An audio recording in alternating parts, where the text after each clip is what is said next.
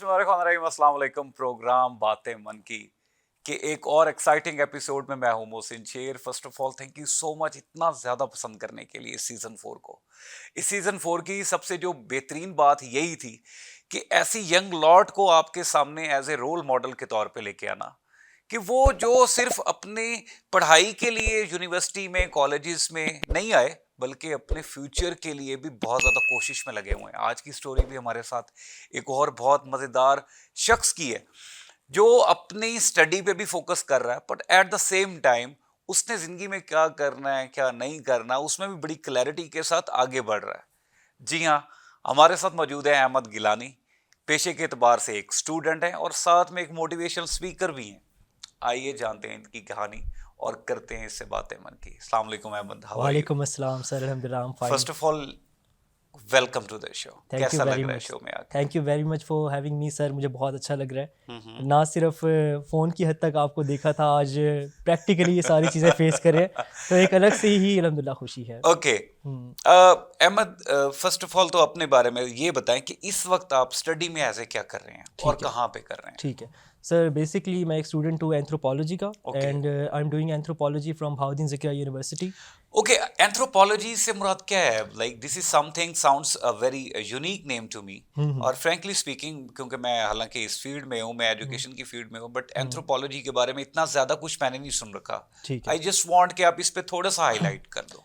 बुनियादी तौर पे सर, एंथ्रोपोलॉजी दो अल्फाजों के ऊपर मुहित एक अल्फाज है। हम्म एंथ्रो का मतलब होता है इंसान और पॉलोजी का मतलब होता है उसके बारे में पढ़ना। हम्म। तो anthropology simply means the study of human beings. हाँ हाँ तो इसके अंदर हम लोग शुरुआत से लेकर अब तक जितने भी एवोल्यूशन आई, जितने भी चेंजेस आए और जितने भी आस्पेक्ट्स ह्यूमन के साथ कंसर्न्ड है, उन हाँ सारे हाँ आस्पेक्ट्स को हम पढ़ते हैं। इसमें आप मिसाल ले लीजिए कि इंसान की लैंग्वेजेस में कितने फ़र्क हाँ आए, हाँ हाँ हाँ। उनकी ट्रेडिशंस क्या थी, उनके कल्चर्स क्या थे, उनमें क्या बायोलॉजिकल चेंजेस आए, इन सारे के सारे साइकोलॉजिकल चेंजेस क्या है, उनके इन्वायरमेंटल चेंजेस क्या है।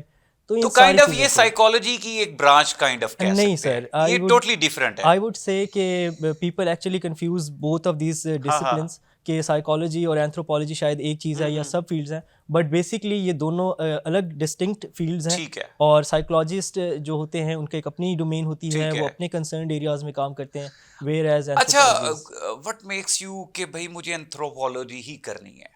सर और बहुत स्पेसिफिक ऐसी देखो आजकल जो हमारा माशरा चल रहा है ऐसी भाग दौड़ में लगा हुआ है हम्म, कि ऐसी ट्रेंडिंग डिग्री करें जिससे हमारा स्कोप बढ़े और हम लाखों बैठे हम्म, वो घर में बैठ के लाखों कमाएं, बट हम्म, सब ये सोच रहे हैं। आप हम्म। एंथ्रोपोलॉजी में लगे हुए हैं, व्हाट मेक्स यू कि आपको उस चीज़ की तरफ लेके आई कि भाई मुझे एंथ्रोपोलॉजी ही करना है?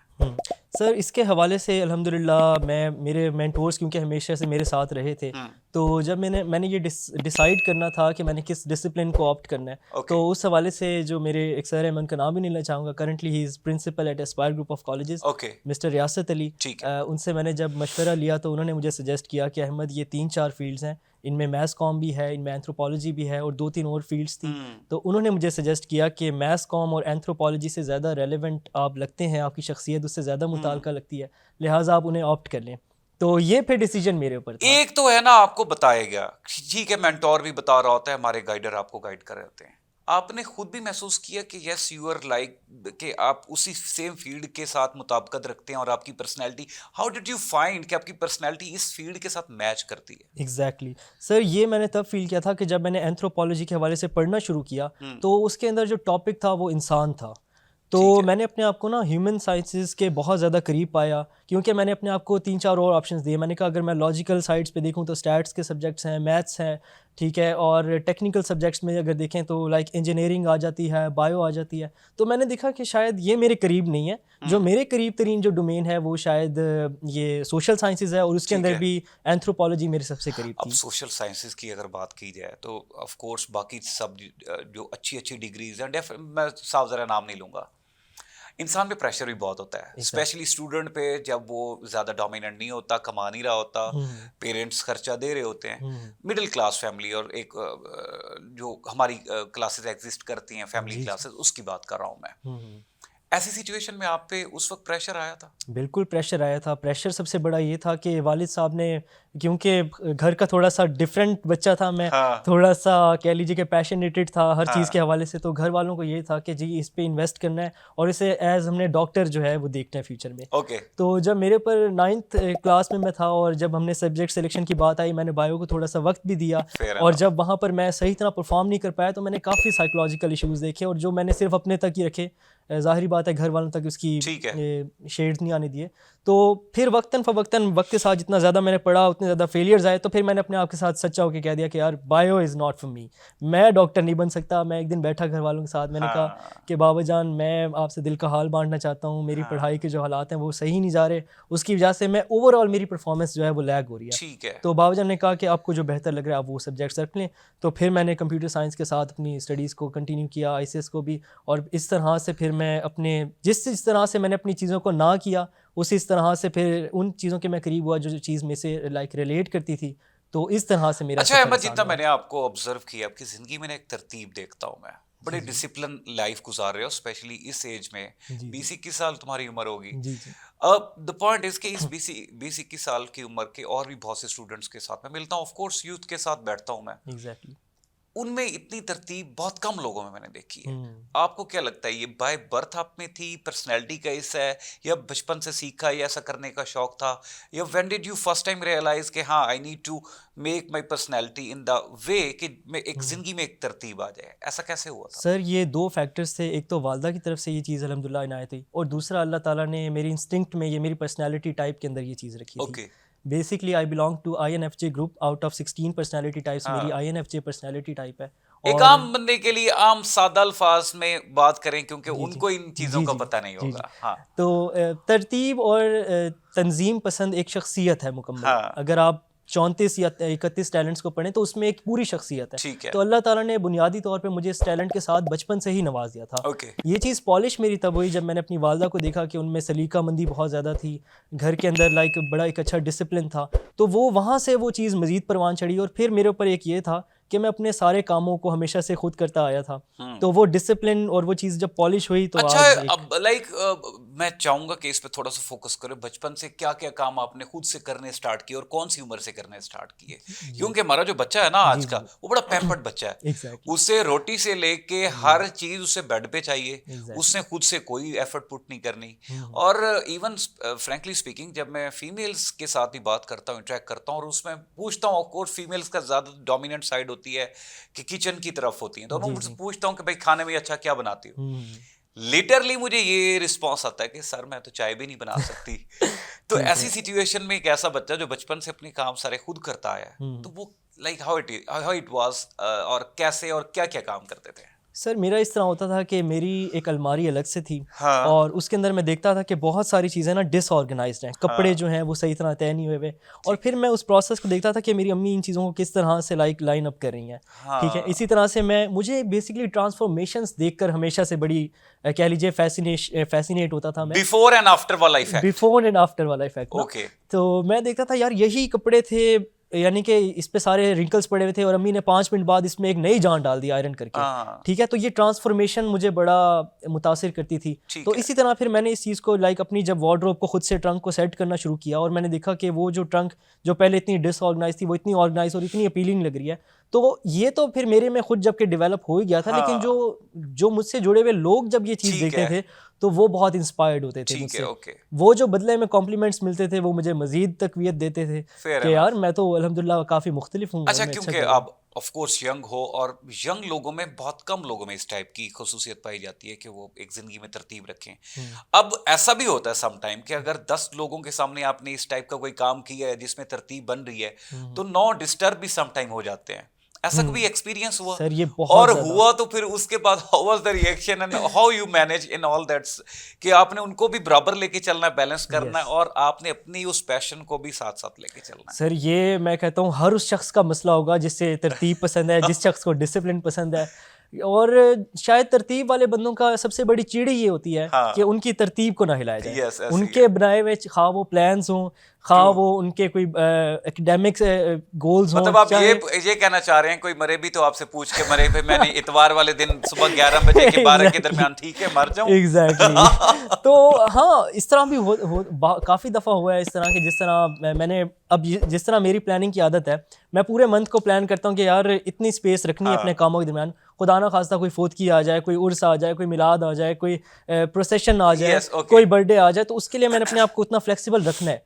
इनिशियली ये चीज़ मेरे में नहीं ठीक थी, है। लेकिन जब मैंने इस परेशानी को देखा कि यार ये तो मुझे डिस्टर्ब कर रही है, हाँ। इतना ज़्यादा तरतीब, इतना ज़्यादा डिसिप्लिन, तो मैंने इसके जब सॉल्यूशंस को निकाला तो फिर मुझे पता चला कि आहिस्ता आप आहिस्ता थोड़ा सा solutions की फ्लेक्सिबल होना थोड़ा सा स्टार्ट फ्लेक्सिबल किया। जो है आपको Okay. होना चाहिए, वगरना ये चीज़ बहुत तंग करती गिलानी है आपको।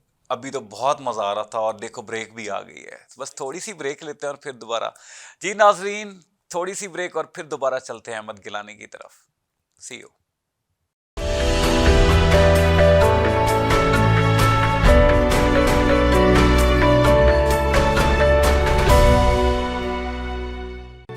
Institute of Southern Punjab Multan, the largest and pioneer degree awarding institute in South Punjab region.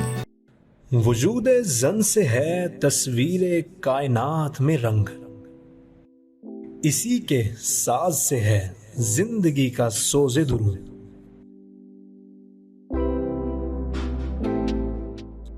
शरफ में बढ़ के सुरैया से मुश्त खाक इसकी, कि हर शरफ है इसी दुर्ज का दुरे मकनू।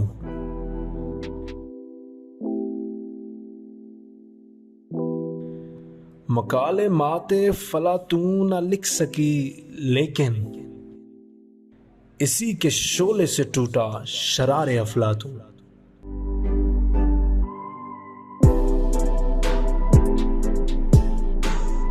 वजूद जन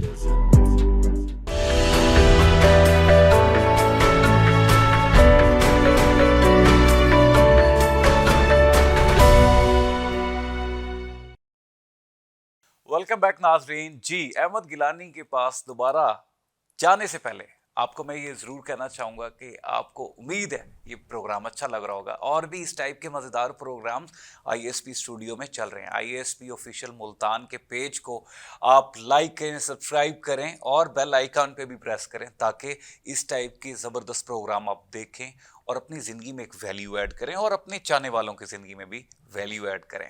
चलते हैं दोबारा अहमद गिलानी की तरफ और उनसे करते हैं बातें मन की। अहमद गिलानी, स्टूडेंट तो एक साइड पे छोड़ देते हैं, आप अब आपके अंदर का मोटिवेशनल स्पीकर पे ज़रा बात कर लेते हैं। When did you first time realize you are a good debater, you are a good communicator?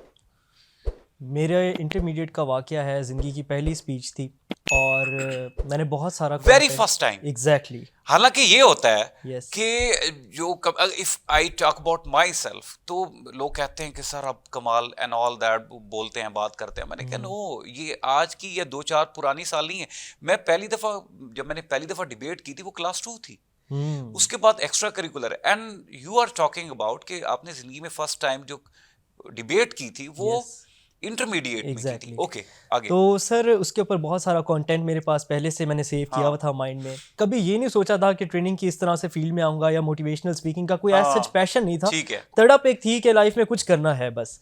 तो उस दिन मैं मुझे स्टेज पे पोडियम पे मेरे सर ने बुलाया, उन्होंने कहा यार गिलानी 8 मिनट है और बोल दे जो तेरे पास है, हमारे पास फिक्सचर का लेक्चर है, हमारे पास टाइम नहीं है, और बोल दे जो भी तेरे दिल में है। तो मैंने कहा ठीक है। तो मैंने दज्जाल के ऊपर और इस्लाम के ऊपर थोड़ी सी रिसर्च की हुई थी। वो थोड़ा सा उसी टाइम वहीं जाके वो आर्टिकुलेट हो गया अल्लाह ताला की तरफ से। और वो कुदरती मेरा एक दोस्त बैठा हुआ था, I remember his name Muzammil, उसने वो मुझे बताए बगैर वो अनइंटेंशनली वीडियो वहाँ से स्टार्ट कर दी। और यहाँ पे 45 बच्चों का एक पूरा बैच था जो बैठा हुआ था और मैं जनाब पोडियम पे। और मैंने जब स्टार्ट किया तो उस वक्त तो कुछ रियलाइज नहीं हुआ, उस टाइम तो सिर्फ ये था कि आ रहा होता है और जा रहा होता है, आ रहा होता है और जा रहा होता है, आमद हो रही होती है। यस, वो आमद हो रही होती है और वो सिर्फ पब्लिक स्पीकर्स और टीचर्स ही रिलेट कर सकेंगे। ये खास ही कैफियत होती है ना। तो जब ये हो गया सारा प्रोसेस और आखिर में सबने तालियां बजाई और सबने मुझे जिस तरह बैक स्टेज एक टर्म यूज़ की जाती है कि जब बुलाया और कहा कि यार गिलानी वाकई ये चीज़ कब से थी। और उसके बाद जो वो वीडियो थी वो मैंने ऐसे बस किसी तरह पोस्ट कर दी फेसबुक पे। मैंने कहा लेट्स सी द रिस्पॉन्स। तो वो चीज़ थोड़ी सी फैली और वो मजीद फैलते रिश्तेदारों में और सब में एक नई शिनाख्त बन गई। अच्छा अहमद, आप इस फील्ड में आ गया, साउथ रहा है, इस फील्ड में ज़्यादा इस उम्र में दूसरी साइड पे स्टूडेंट होता है, लग्जरीज में है, अट्रैक्शंस में है, रिलेशनशिप्स में है, इस साइड पे अपने कैरियर को लेके इतना सीरियस नहीं नजर आता। हाँ, मैं अब जो लोग पैसा कमाने के चक्कर में अपने आप को बिजनेस में झोंकते हैं, मैं उनको ये नहीं कहूंगा कि वो कैरियर के मामले में, हाँ मैं ये कहूंगा कि वो लस्ट एक पैसे की उनको माशरे की तरफ से ऐसे मिली है कि घर बैठे हम लाखों कमाएं, क्योंकि एट द डे एंड वो अपनी ख्वाहिशों को पूरा करना चाह रहा था, और उसकी ख्वाहिशों में उसका बड़ा मकसद शामिल नहीं है, उसकी पर्सनल डिजायर्स शामिल है। आप एक ऐसी सीरियस फील्ड में आ गए हो, ऐसा क्यों फील हुआ कि आपको इस सीरियस फील्ड में सुकून मिलता है? How did you feel like? इसका जवाब सर एक लाइन के अंदर यही है कि I want to make difference. Okay, और ये वाली फील के I want to make difference, ये वाली कब आई? Very first time when did you realise कि हाँ I think I am like making for like अल्लाह ने मुझे किसी बड़े मकसद के लिए बनाया? फील आ रही होती है, I hope you get my point. एक पॉइंट आता है, हम सबकी ज़िंदगी में आता है जो डिफरेंस लाने के लिए होते हैं, तो आपकी ज़िंदगी में वो पॉइंट कब आया था? सेल्फ अवेयरनेस के थ्रू, जब मैंने ये एनालाइज किया कि मैं लोगों से मुख्तलिफ हूँ, हाँ। मेरा काम करने का तरीका लोगों से और वो लोग आपको फील करवा रहे होते हैं, yes, situation to situation feel करवा रहे होते Yes. हैं। अच्छा, वैसे एक और पे अब आजकल आपने सोशल मीडिया पे अक्सर वो देखे होंगे कि वो मोटिवेशनल स्पीकर्स को रोस्ट भी किया जाता एग्जैक्टली है, ठीक है, उसके बारे में बुरी बातें भी होती है, बिकॉज ऑफ कोर्स लोगों को इसके बारे में नो हाउ नहीं है। आपको भी कभी इनडायरेक्ट वे में, ऑफ कोर्स आपके चाहने वाले या सम टाइम जो लोग आपको दे फील आपके वो आपके करीबी हैं बट एक्चुअली वो नहीं होते, तो आपको इस टाइप के वो खिताबा देते हैं, भाई आ गया अभी motivational speaker and all that, मैं भी सुनता हूं मैं। Yes yes. ऐसी सिचुएशन में आप इस सारे क्रिटिसिज्म को कैसे हैंडल करते हो? Because you are too young for yes sir, इसको एज फनी लेता हूँ मैं, और मैं इस चीज़ को कभी मैंने इतना इसलिए से सीरियस नहीं लिया क्योंकि मैंने ऑलरेडी इतना कंटेंट इस बात पे पढ़ा हुआ है कि जो लीडर है, जो जिसने डिफरेंस क्रिएट करना है, उसके लिए क्रिटिसिज्म एक पार्ट है। ठीक है, तो मैंने इसको एज फन लिया है हमेशा से, और मैं हमेशा से उल्टा मैं भी उन्हें रिप्लाई करता हूँ कि हाँ यार मैं मोटिवेशनल स्पीकर हूँ और मैंने दुनिया फतह कर लिया। ये सारी बातें मैं भी थोड़ा सा एग्जैजरेट करके अपना मजाक खुद ही उड़वा लेता हूँ, और ऐसी सिचुएशन में वो फिर उधर ही अपने आप को स्लो डाउन कर लेते हैं यार कि इस बंदे को तो कोई फर्क ही नहीं पड़ता। अच्छा अहमद, बाकी इस सिचुएशन में आज के दौर में आप जैसे स्टूडेंट जो यूनिवर्सिटीज में होते हैं, कॉलेजेस में होते हैं, अपनी किताबें पढ़ लें बड़ी बात है, आप दूसरी किताबें भी, सेल्फ हेल्प की किताबें भी पढ़ चुके हैं, बहुत सी पढ़ रहे हैं, पढ़ते भी हैं, ये वाला शौक कैसे डेवलप हुआ? सर ये उस टाइम डेवलप हुआ था कि जब मेरे पास इंटरमीडिएट के बाद स्मार्टफोन मेरे अबू ने मुझे गिफ्ट किया था, और उस टाइम मैं इतना ज़्यादा अवेयर नहीं था सोशल मीडिया के थ्रू या सेल्फ हेल्प के थ्रू। तो एक्चुअली हमारे मेंटोर कासिम अली शाह साहब हैं, उनकी इनायत है कि जब उनके लेक्चर सुने तो फिर पता चला कि इस तरह से पर्सनल डेवलपमेंट पे इतना लिटरेचर आ चुका है, और हमारे स्पेसिफिक प्रॉब्लम्स को एड्रेस करने के लिए ख़ास किताबें इन मौज़ूआत पे लिखी जा चुकी हैं। तो उस वक्त फिर मैंने अपने जो मेरे इनिशियल जो मुझे प्रॉब्लम था वो ये था टाइम मैनेजमेंट का, उसके ऊपर मैंने किताबों को देखना शुरू किया, उनकी समरीज़ को, और उसके बाद ये था कि एक वक्त था वो मुझे फ़ायदा नहीं दे रही थी ऑनेस्टली स्पीकिंग, यानी कंटेंट और इन्फॉर्मेशन बहुत ज़्यादा लोड हो गया था और अंदर से एक बेचैनी थी। अनटिल एंड अनलेस जब तक मैंने उन टाइम मैनेजमेंट के टिप्स को अप्लाई नहीं किया था लाइफ में, मुझे वो सुकून नहीं मिला, मुझे आगे बढ़ने की और किक नहीं मिली। ठीक है, ओके। जैसे ही मैंने उन सेल्फ डेवलपमेंट की टिप्स एंड टेक्निक्स को अपनी ज़िंदगी में रफ्ता रफ्ता शामिल किया और रिजल्ट्स देखने शुरू किए, उस चीज़ ने मुझे फिर ऐसी कह लीजिए कि रफ्तार बख्शी कि फिर मैंने पीछे मुड़ के नहीं देखा। अच्छा, मोटिवेशनल स्पीकिंग का ये स्टेज, ये एक सफ़र स्टार्ट होता है और फिर आपको हम डिफरेंट कॉर्पोरेट ट्रेनिंग्स में भी देखते हैं, और ये वो ट्रेनिंग्स होती हैं जो हाई टॉप प्रोफेशनल्स ट्रेनिंग्स होती हैं एज ए फैसिलिटेटर। इवन आपसे डबल एज के बच्चे यहाँ तक पहुँचते पहुँचते उनको सालों साल लग जाते हैं, एंड आपको बहुत जल्दी इस टाइप का एक्सपोजर मिलना स्टार्ट हो गया। क्या सोचते हैं इसके बारे में?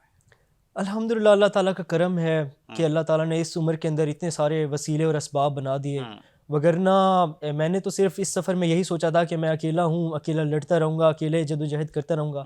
लेकिन मैंने एक चीज़ देखी है कि सर जिस टाइम आप खालिस हो जाते हैं ना, और जिस टाइम आप सोच लेते हैं कि आपने यार इस काम को इस कदर एक्सीलेंस के साथ करना है, परफेक्शनिज्म नहीं, एक्सीलेंस के साथ, ठीक है, एक्सीलेंस के साथ करना है, तो अल्लाह ताला कोई ऐसा रंग उसमें डाल देता है कि फिर उसी काम की बदौलत आपकी शनाख्त भी बननी शुरू हो जाती है, आपकी इज़्ज़त का पैमाना भी मुख्तलिफ बढ़ जाता है लोगों में, आपकी एक अलग से लाइक अल्लाह ताला ना लोगों के शायद दिलों में डाल देता है ये। तो अल्हम्दुलिल्लाह अल्लाह ताला का करम है कि अल्लाह ताला ने ये मौका दिया कि कॉर्पोरेट्स में। इस वक्त इस स्टेज पे खड़े होके, of course you are too young for this, but still I must say, पीछे मुड़ के देखते हैं, कोई ऐसे लोग हैं आपकी ज़िंदगी में जिनको आप समझते हैं कि हाँ वो आज मेरी इस पिक्चर को उनको देखना चाहिए था, जो आज आपके साथ नहीं है? जो आज मेरे साथ नहीं है, नहीं है। मैं दुआ ही करूंगा कि बस जो भी हुआ, जो लोग थे या नहीं थे जिन्होंने छोड़ा, मैं कहता हूँ क्योंकि because everything is part of your journey. Part her of your बंदे ने एक journey. स्पेसिफिक लोग रोल प्ले आएंगे, किया, लोग चले जाएंगे, लोग आएंगे और जाएंगे, but vision is the same and vision remains the same remains the same, and vision, in fact vision expands. Exactly. ठीक है। तो हर बंदे ने अपने हिस्से की बड़ी जबरदस्त हाँ। किस्म की कंट्रीब्यूशन दी है, चाहे either it was a positive or a negative experience with that particular person, but still I would say अल्हम्दुलिल्लाह मैं उन सब लोगों का शुक्रगुजार हूँ जो जिंदगी में आए गए, और अल्हम्दुलिल्लाह। ठीक है, लास्ट 2 क्वेश्चंस। यस। मोहसिन शेर के बारे में आप क्या कहना चाहेंगे? मोहसिन शेर मेरे उस्ताद हैं, मेरे मेंटोर हैं अल्हम्दुलिल्लाह। आपके आने की वजह से अब I have to put my guard down, अब मुझे बोलने दीजिए सर कि अल्हम्दुलिल्लाह आपकी वजह से मेरी असल पर्सनल डेवलपमेंट, जो लीडरशिप मैंने पढ़ी थी ना किताबों के अंदर, उनको मैंने आपको रियलाइज़ नहीं होने दिया, मैंने सिर्फ आपको ऑब्जर्व किया। तो आपको ऑब्जर्व करते हुए मुझे वो लीडरशिप के आस्पेक्ट्स आप में नज़र आए अल्हम्दुलिल्लाह। तो आपको देख के मुझे असल किक मिली पर्सनल डेवलपमेंट में, क्योंकि कहा जाता है ना, मैं अक्सर मिसाल देता हूँ कि अगर आपके पास एक स्टेचर है, उसके ऊपर आपने उस मॉडल को पूरा ड्रेस किया हुआ है, तो आपके लिए वहाँ से जज करना बड़ा आसान हो जाता है कि मुझ में क्या पैरामीटर्स हैं, क्या मेरी कमियां हैं, क्या कोताहियाँ हैं, मैंने उनको ठीक करके रेक्टिफाई करके इस बेंचमार्क पे पहुँचना है। तो आप एक्चुअली अल्हम्दुलिल्लाह एक बेंचमार्क है मेरे लिए, और मैं कोशिश करता हूँ आपसे सीखता रहूँ और अपने आप को इम्प्रूव करता रहूँ। आखिरी क्वेश्चन, ऐसे स्टूडेंट्स जो अभी यूनिवर्सिटी में इंटर हुए हैं, जिंदगी का अभी उनको ज़्यादा एक्सपोजर नहीं है बट कुछ करना चाहते हैं, क्या कहना चाहेंगे ऐसे स्टूडेंट्स को? अपने आप को मज़ीद डेली बेसिस के ऊपर कुरे दें, जानें अपने आप को कि आपको बड़े बेसिक से सवालात हैं, इन बेसिक सवालात की मदद से आप आगे बढ़ सकते हैं। ये वो सवालात हैं जिन्होंने मुझे हेल्प किया यहाँ तक पहुँचने के लिए। लिस्ट बना लें कि कौन से टैलेंट्स आप में हैं, लिस्ट बना लें कि फिल वक्त आपके अंदर क्या प्रॉब्लम्स हैं, ठीक है ना, लिस्ट बना लें कि किन लोगों की वजह से बेसिकली आपकी जो ज़िंदगी है उसका ग्राफ कहीं ना कहीं ऊपर नीचे कमी आ रही है, यानी कि ये डिफाइन कर लें कि किन लोगों की वजह से ज़िंदगी में बेहतरी आ रही है और किन लोगों की वजह से आपकी ज़िंदगी में बढ़तरी या बेहतरी नहीं आ रही। तो इस तरह से जब आप चीज़ों को डिफाइन करके लेके चलेंगे तो यकीन जानिएगा, एक तो ये कि आपको सेल्फ अवेयरनेस मिलेगी, सेकंड ये कि आप ट्रैक कर सकेंगे कि आप ज़िंदगी में इस वक्त यहाँ हैं और आपने यहाँ पर पहुँचना है। ठीक है, इंशाल्लाह मंजिलें आसान होंगी। Thank you so much Gilani, You're welcome, बहुत sir. मज़ा आया। It's been a very nice time with you, sir. Exactly. Thank you so much. जी नाज़रीन, आपने अहमद गिलानी की बातें सुनी। ये एक नौजवान यंग स्टूडेंट के साथ एक अच्छा प्रोफेशनल भी बन चुका है और बनने भी जा रहा है, और मज़ीद भी अपनी ज़िंदगी के उस पैमाने को इस एंगल से देखता है कि ये अपनी ज़िंदगी को जो अल्लाह ने इसको तोहफे में दिया है उसका किस लिहाज से बेहतरीन फ़ायदा उठा सके, ताकि सिस्टम में अपने आप को एज ए एसेट डिक्लेयर कर सके और बाकियों के लिए आसानियाँ पैदा कर सके। अब ये आपकी जिम्मेदारी है कि आपने आज के शो में से क्या क्या अच्छा निकालना है और उसको अपनी ज़िंदगी में अप्लाई करना है। उम्मीद करता हूँ आज की स्टोरी आपको बहुत पसंद आई होगी। मिलते हैं एक और प्रोग्राम में एक और ज़बरदस्त स्टोरी के साथ, और उसके साथ करेंगे बातें मन की। तब तक के लिए शो को एंड करने से पहले मैं एक बात ज़रूर जो कहना चाहूँगा, इस टाइप की हज़ारों मज़ेदार स्टोरीज़ हैं, हज़ारों और प्रोग्राम्स हैं, लेकिन उसके लिए आपको ISP का ऑफिशियल YouTube चैनल का जो पेज है वो आपको सब्सक्राइब करना होगा, उसके बेल आइकॉन के प्रेस करना होगा, उसको फॉलो करना होगा, ताकि बहुत मज़ेदार प्रोग्राम आप देख सकें। अपना बहुत सारा ख्याल रखिएगा। पाकिस्तान जिंदाबाद।